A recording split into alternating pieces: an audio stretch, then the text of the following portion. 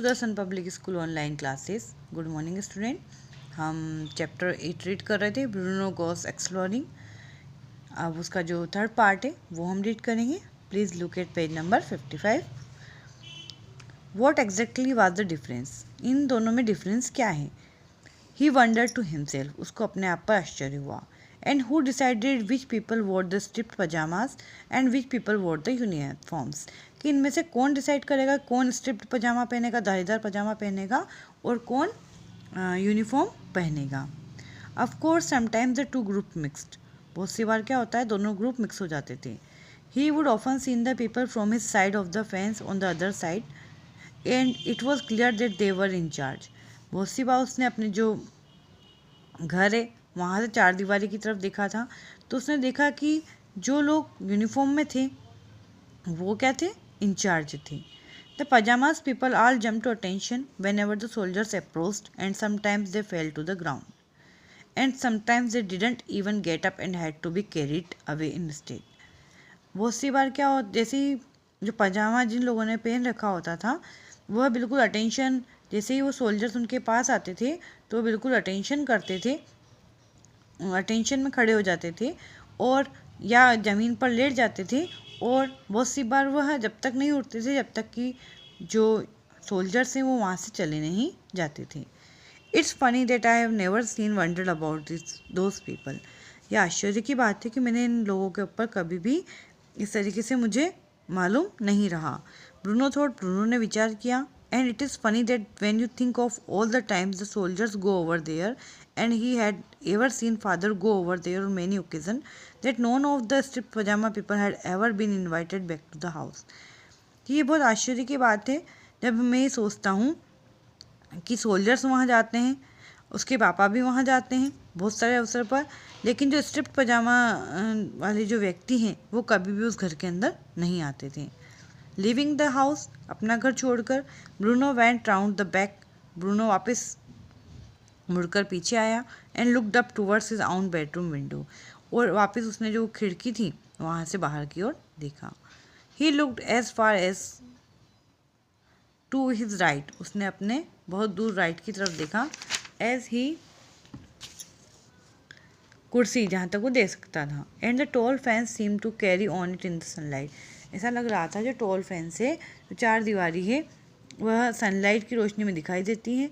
And he was glad that it did because it mean that he did not know what was up ahead and he could walk and found out that was what exploration was all about after all.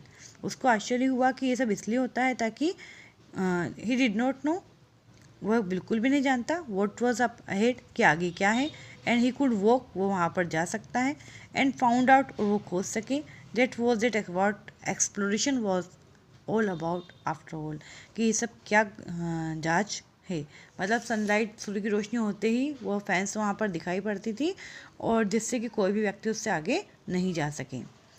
Before heading off in this direction, उस direction जाने से पहले, there was one final thing to investigate and that was the bench. वहाँ उस स्थिति या उस घर की तरफ जहाँ पर वो स्ट्रिप्ड पजामाज वाले व्यक्ति थे वहाँ पर इन्वेस्टिगेट करने से पहले उसको उस बेंच के बारे में इन्वेस्टिगेट करना था, खोजबीन करनी थी। All these months he had been looking at it, कई महीनों से वह इसको देख रहा था, and staring at the plaque from a distance, और इसको बहुत दूरी से जो ये तख्ती लगी हुई थी उसको देख रहा था, and calling it the bench with the plaque, और इसको वह कहता था यह तख्ती वाली बेंच है। But he still had no idea what it said, लेकिन उसका अभी तक विचार नहीं था कि इस पर यह तख्ती जो है वो क्या कह रही है। Looking left and right to make sure that no one was coming, उसने अपने लेफ्ट और राइट तरफ देखा और देखा कि कहीं कोई आ तो नहीं रहा। He ran over to it, वह इसकी तरफ दौड़ा, and squinted as he read the words, और उसने तिरछी निगाह से उस तख्ती को पढ़ा।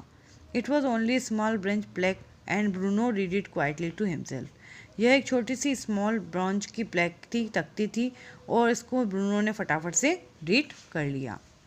Presented on the occasion of the opening of, यहाँ पर लिखा हुआ था कि जो ओपनिंग हो रही है आउट विथ कैंप की, उसकी प्रेजेंट ओकेजन पर यह लगाई गई है।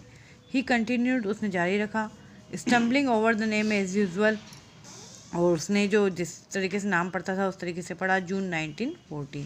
उस पर जून 1940 लिखा हुआ था।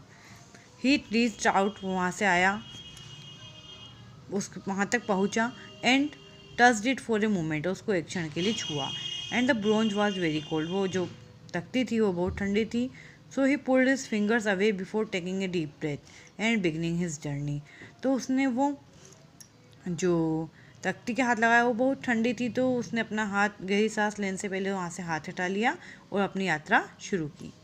The one thing Bruno tried not to think about, एक जो चीज़ थी जो ब्रूनो ने कोशिश नहीं की वो ये थी, was that he had been told on countless occasions by both mother and father that he was not allowed to walk in this direction, कि कई अवसरों पर उसके मम्मी पापा ने जाने कितनी बार उसको समझा दिया था कि उसे इस डायरेक्शन में नहीं जाना है। that he was not allowed anywhere near the fence or the camp, ना ही उसे उस फेंस के या कैंप के पास जाना है। and most particularly that exploration was banned at Outwith, और उसका जो एक्सप्लोरेशन है, खोजबीन थी, यह यहीं पर बंद हो गई आउटविथ के साथ, बाहर के कैंप के साथ, विद नो एक्सेप्टेशन, बिना किसी आशा के। ये जो चैप्टर है वो लिखा है जॉन बॉयन ने। I hope you will understand this chapter. Please read this chapter again.